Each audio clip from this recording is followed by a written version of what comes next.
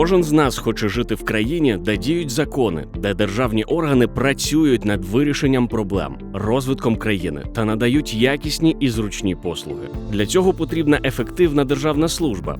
Від того, як працюють державні службовці, залежить якість урядових рішень та якість надання державних послуг. Саме тому уряд впроваджує реформу державного управління. Її мета – побудувати сервісну державу, що працює в інтересах громадян. Реформа держуправління – основа успішної реалізації всіх інших реформ та запорука євроінтеграції. Одним з пріоритетних завдань реформи є формування професійної, доброчесної, відповідальної, відкритої та мотивованої державної служби. Для посилення державної служби держава має стати конкурентним роботодавцем, залучати найкращих, мотивувати співробітників, працювати на результат. Для цього потрібно багато змін, в тому числі в оплаті праці. Цього року уряд ухвалив концепцію реформування системи оплати праці державних службовців. Заробітна плата кожного державного службовця має бути прозорою та зрозумілою як для самих держслужбовців, так і для суспільства. Платити треба за якісну роботу, досягнення цілей та ініціативність. Реформа оплати праці передбачає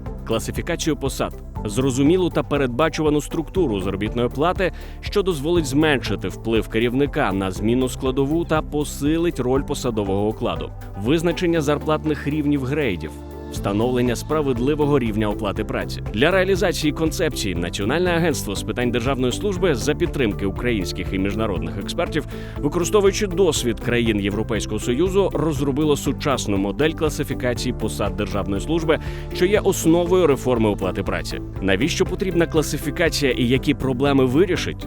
Зараз в Україні є державні службовці, але немає розподілу на професії – IT-фахівця, бухгалтера чи юриста. Це позбавляє можливості порівнювати професійні групи держслужби з ринком праці. Крім того, немає уніфікованих вимог до однакових професійних груп. До держслужбовця в Львівській міськраді і в Одеській, які виконують однакову роботу, вимоги можуть суттєво відрізнятись. Також через відсутність класифікації складно забезпечити рівну оплату праці за однакову роботу. В різних міністерствах держслужбовці, які займають аналогічні посади в однакових підрозділах і виконують схожі завдання, можуть мати різницю в оплаті праці в 2-3 рази. Сучасна класифікація посад на держслужбі – це основа для розробки єдиних професійних вимог, професійного розвитку, мобільності всередині держслужби та формування справедливої оплати праці. Проект класифікації передбачає 28 сімей посад, 9 рівнів посад від початкового фахового рівня до першого керівного рівня, 3 рівні юрисдикції. При цьому важливо розуміти, що класифікації підлягає посада, а не конкретний працівник.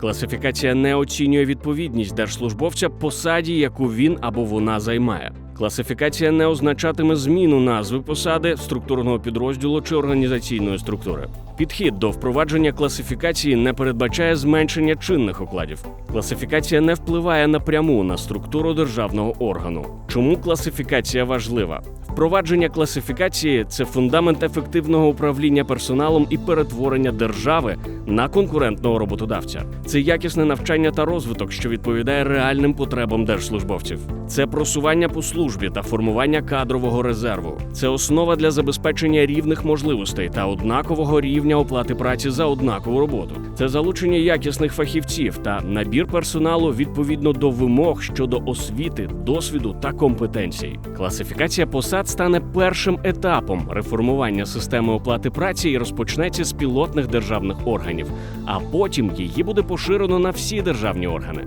Класифікація посад державної служби – крок назустріч професійній держслужбі та основа реформи оплати праці.